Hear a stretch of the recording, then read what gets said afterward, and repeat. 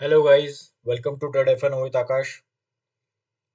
तो आज सैटरडे और हमारा जो आज का हॉट टॉपिक है वो है पोर्टफोलियो बर्बाद, अब आगे क्या, और लॉन्ग टर्म इन्वेस्टिंग का कड़वा सच। आज मैं आपको कोई चार्ट नहीं दिखाऊंगा ना कोई डेटा, बस आपको ध्यान से सुनना है क्योंकि आज जो मैं आपको बताने जा रहा हूँ वो आपको मार्केट में कोई नहीं बताएगा। और आज का वीडियो आपकी इन्वेस्टिंग जर्नी चेंज कर देगा, आपकी सोच भी सही करेगा मार्केट को लेके। तो आज हम बात करेंगे हमारे जैसे रिटेल ट्रेडर के पोर्टफोलियो की हालत जो अभी है उसके बारे में। जो अभी मार्केट क्रैश शुरू है उससे कोई नहीं बचा है। सब लोग कोई ना कोई स्टॉक में हाई लेवल पे फंस गए हैं और सभी स्टॉक में मोर देन 20% से ज्यादा, मतलब डाउन, 20% से ज्यादा वो स्टॉक डाउन है अभी। तो ऐसे में आगे क्या करना है, क्या करना चाहिए? स्टॉक को लेके बैठना है या बेच देना है, ये सभी को अभी सवाल है। और ये परेशानी रिटेल ट्रेडर को हमेशा होती है। उसको लॉन्ग टर्म इन्वेस्टमेंट कहाँ करनी है यही पता नहीं होता। तो आज की वीडियो में सब डिटेल में बात करेंगे और समझेंगे कि आगे क्या करना है। तो वीडियो को एंड तक जरूर देखना है और चैनल पे नए हो तो सब्सक्राइब जरूर करना है। अगर हमको लॉन्ग टर्म इन्वेस्टमेंट करना है तो किसी स्टॉक को उस मतलब अगर हमको लॉन्ग टर्म इन्वेस्टमेंट करना है किसी स्टॉक में तो उसका एक क्राइटेरिया होता है, उसको फॉलो करना जरूरी होता है। कभी भी कोई भी स्टॉक दिखा कि बड़ी अमाउंट इन्वेस्ट कर दी, ऐसा नहीं करना है। सबसे पहले देखना है कि वो stock fundamentally and technically strong होना चाहिए। और दूसरा, उसमें एटलीस्ट 35 से 40% से ज्यादा करेक्ट वो स्टॉक हुआ हो, तभी वो हमको अच्छे प्राइस पे मिल रहा है, उसमें हम बैठ सकते हैं। ठीक है। अगर हम वो उसमें करेक्शन नहीं हुआ है और आप वो हम हाई लेवल पे उठा रहे हैं तो उसमें कभी भी करेक्शन आ सकता है और हम उसमें फंस सकते हैं। और तीसरा, कोई स्टॉक में अगर 2-3 साल का अच्छा ब्रेकआउट दिख रहा है हमको, तो वो भी एक अच्छी अपॉर्चुनिटी होती है लॉन्ग टर्म इन्वेस्टमेंट करने की। And last and golden chance to buy best stock at best price, वो होता है कोरोना जैसा या 2008 में जो लेमन ब्रदर का क्रैश हुआ था, वैसा सिनारियो। वो बेस्ट अपॉर्चुनिटी होती है लॉन्ग टर्म स्टॉक उठाने की। लॉन्ग टर्म के लिए कोई स्टॉक अगर हम पोर्टफोलियो में ऐड करते हैं तो हमारा टाइम फ्रेम मिनिमम 3 साल का होना चाहिए, मिनिमम। और उसमें एवरेज हमको वो स्टॉक 2x, मतलब 200% रिटर्न होने तक ही एवरेज करना है उसमें। उसके बाद उस स्टॉक को छोड़ देना है और बस फिर उसके बाद हम सिर्फ उसको ट्रैक करेंगे। और उसके रिजल्ट कैसे आते हैं, मैनेजमेंट कमेंट्री कैसी होती है और स्टॉक रिलेटेड न्यूज ट्रैक करनी होती है, यही जरूरी होता है। बस एक बार स्टॉक लेने के बाद आप यहाँ पैसे कमा रहे हो तो थोड़ा एफर्ट तो देना ही पड़ता है। जो प्रॉफिट बुक करता है उसका ही पैसा बनता है, और यही मार्केट का सच है। अगर आप कोई स्टॉक ले रहे हो 100 रुपीज पे और वो 600 रुपये जा रहा है, 4-5 साल बाद वो 100-150 रुपए पे वापस फिर आ जाता है, तो ऐसे इन्वेस्टमेंट का क्या ही फायदा है ना। इससे अच्छा तो एफडी कर लो फिर। एफडी में अच्छा रिटर्न मिलेगा आपको।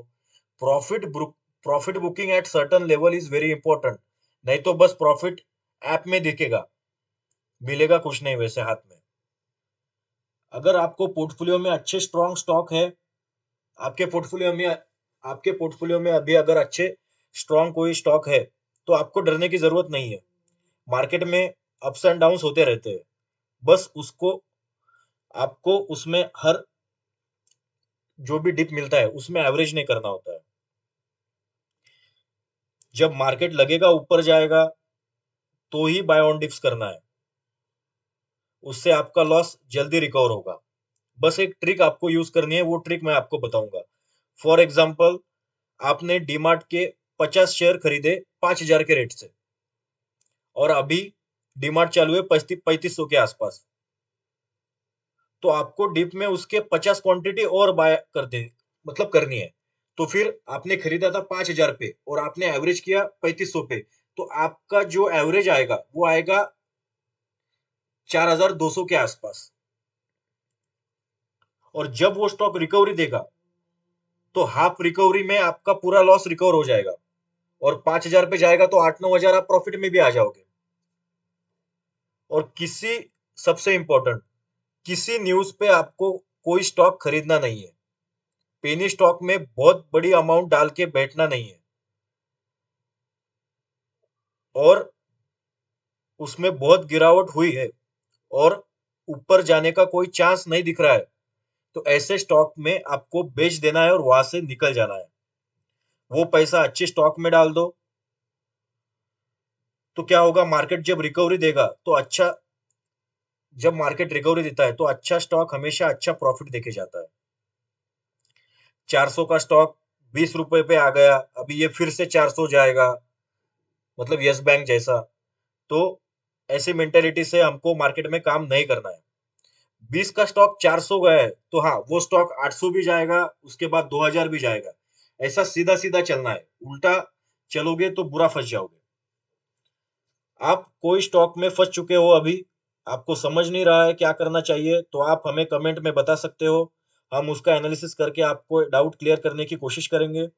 और फ्यूचर में कोई भी बड़ी इन्वेस्टमेंट करने से पहले आप अपने इन्वेस्टमेंट एडवाइजर के साथ डिस्कस करें, और हमेशा अपनी इन्वेस्टमेंट को लेके अप टू डेट रहे।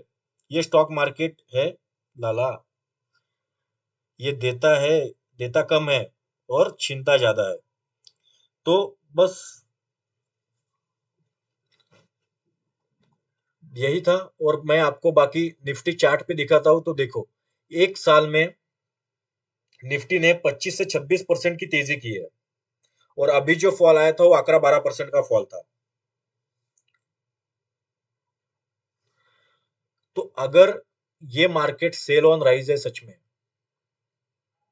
और ये जो रिसेंटली अभी जो लो लगा था वो अगर लो ब्रेक होता है, मतलब 23,200 300 की लेवल है, अगर ये ब्रेक होती है, तो आप सोचो मार्केट अभी कहाँ जाएगा और आपके पोर्टफोलियो की हालत क्या होगी।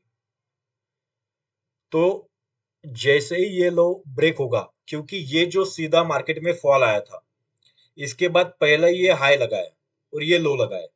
अगर ये लो ब्रेक होता है तो समझ जाना मार्केट सेल ऑन राइज है, और मार्केट बड़ी गिरावट की तैयारी कर रहा है, और एक लंबे टाइम के लिए मार्केट गिरने वाला है।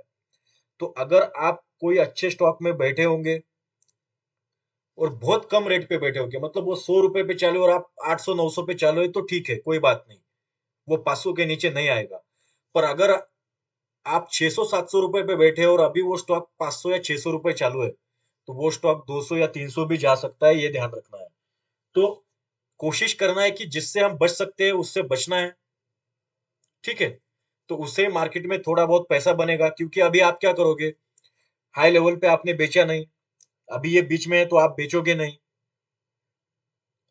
आप सोचते रहोगे अब मार्केट ऊपर जाएगा, अब स्टॉक में रिकवरी आएगी, और मार्केट गिरता जाएगा, तब तक गिरेगा जब तक आप वो स्टॉक को बेचोगे नहीं। तो सोच समझ के काम करना है। अगर ये लो ब्रेक होता है 24,300 का निफ्टी में, तो जिससे निकल सकते हो उससे निकलने की कोशिश करना है। बाकी तो 23,300 के नीचे क्या ही होगा ये भगवान ही बता सकता है अभी। तो बस यही था आज का हमारा एनालिसिस, होप आपके सारे डाउट क्लियर होंगे। तो मिलते हैं अगले वीडियो में। वीडियो को लाइक शेयर एंड चैनल को सब्सक्राइब करना ना भूलें। Thank you guys for watching.